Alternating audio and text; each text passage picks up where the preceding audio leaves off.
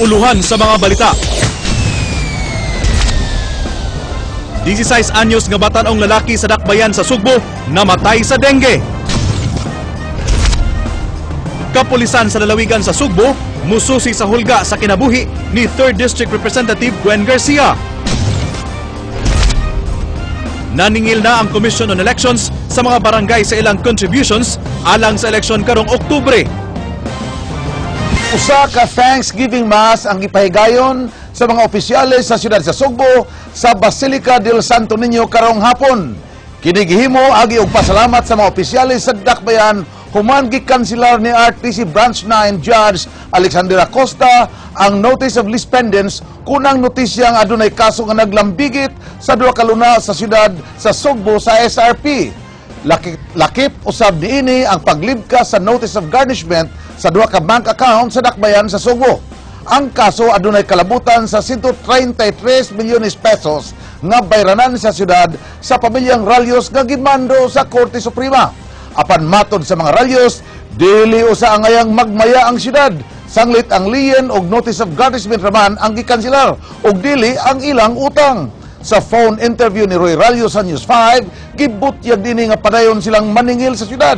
O gani karong Oktubre, moabot na sa 160 milyones pesos ang ilang dawatonon sanglit dagkadako na ang interes dinhi. Gitunan silang mga abogado ang ilang buhaton nga sunod nga lakang. For the appeal, Ang ilang gid mong bayran, sir?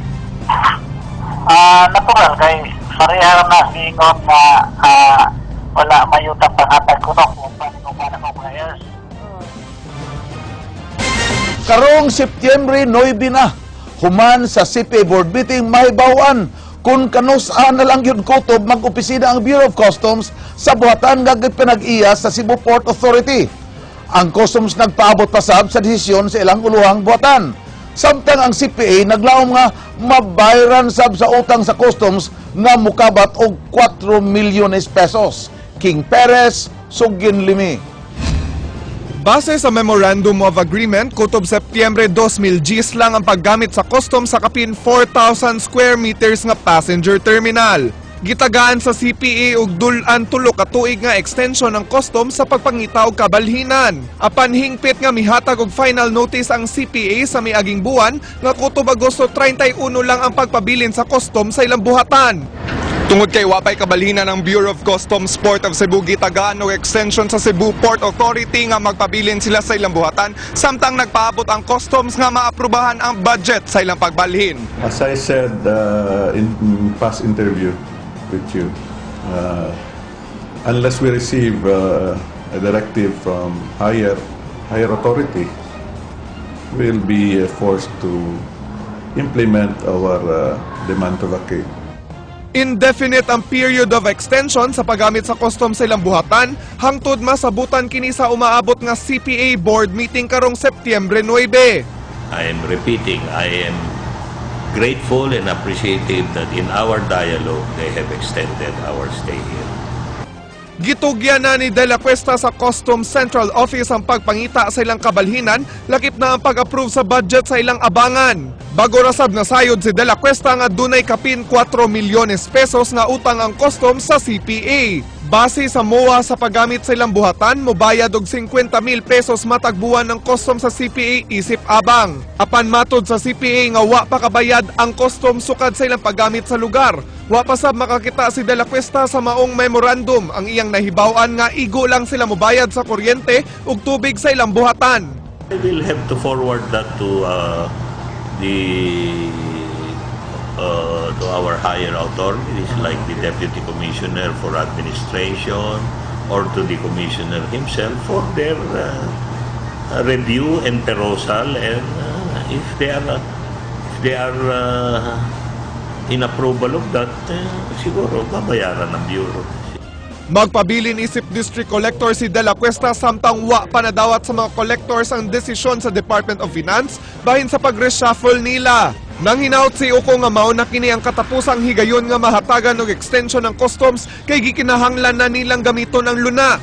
I think also the Bureau of Customs is very serious on looking for other areas outside of the existing area.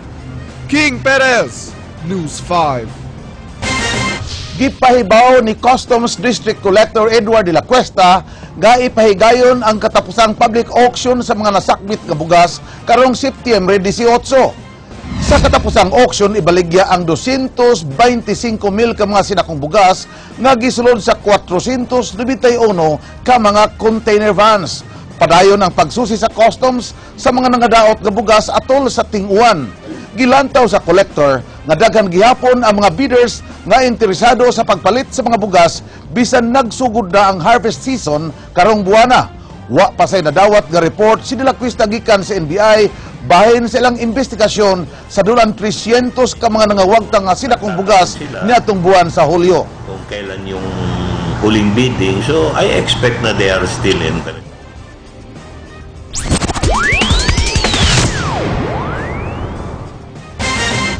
Ni menos ang kaso sa sakit nga dengue dinhi sa Dakbayan sa Sugbo. Apan matod sa City Health, dili gyapon mahimong kumpiyansahan ang sakit nga dala sa lamok.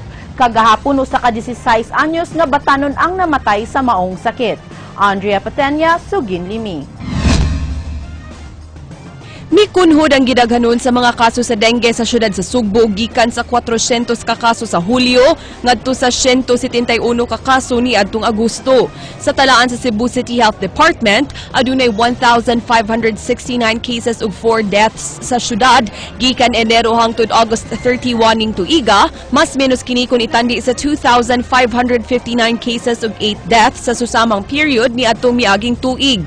Apan mato ni Cebu City Health Officer Dr. Stella Igonia, di gihapon angayang mukumpiyansa sanglit way kasiguraduan nga di na mo sa kapagbalik ang trend sa dengue. Gani kagahapon, usa ka 16 anyos nga ulitaw nga ginganlag Fernando Comperana ang labing uwahing casualty sa maong sakit dinhi sa syudad. Birthday unta niya karong adlaw. Gibisita namo ang gipuy-an niini dinhi sa Barangay Hipodromo apan among nasayran nga gidana di ay ang lawas niini sa Samar kung diin gyud siya nagdako. Ang Barangay Hipodromo aduna nay natala nga 22 ka kaso sa dengue mao nga mando karon ni Dr. Igonia. Ang barangay captain amog yung giawhag nga siya gid nay mangu sa kanang barangay wide search and destroy pero sa pagkakaroon kay usa pa man na siya kuan gid kanang barangay wide search and destroy and ang specific gid mo focus gid ta katong sa 50 meter radius gikan sa katong naib residensya nga dunay namatay. Sa unang 8 ka buwan sa tuig, nag-una gihapon ang Guadalupe sa mga barangay nga adunay labing daghang kaso sa dengue. Kini adunay 115 ka kaso nga natala. Misunod ang Barangay Talamban nga adunay 106 ka kaso. Barangay Tisa nga may 92 ka kaso. Barangay Lahog nga adunay 75 ka kaso ug Barangay Apas nga adunay 56 ka kaso. Matod sa City Health, bisan ug wa pa nalakip ang ilang lugar sa top 5 barangays nga adunay labing daghang kaso sa dengue, gikinahanglan gihapong magmatngon og kanunay nga mulimpyo sa palibot.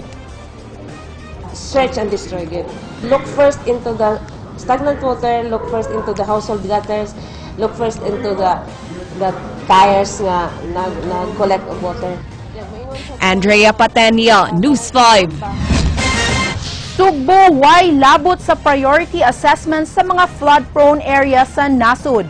Matod sa Project NOAA Officer 2 Mary Joy Gonzalez, walay major river basin kun dagkong mga sapa sa Sugbo. Ang Project NOAA ubos sa Department of Science and Technology ang gikatahasan sa pagmugna sa teknolohiya sa paghatag og near-time weather updates o pag-identify sa mga hazard-prone sites.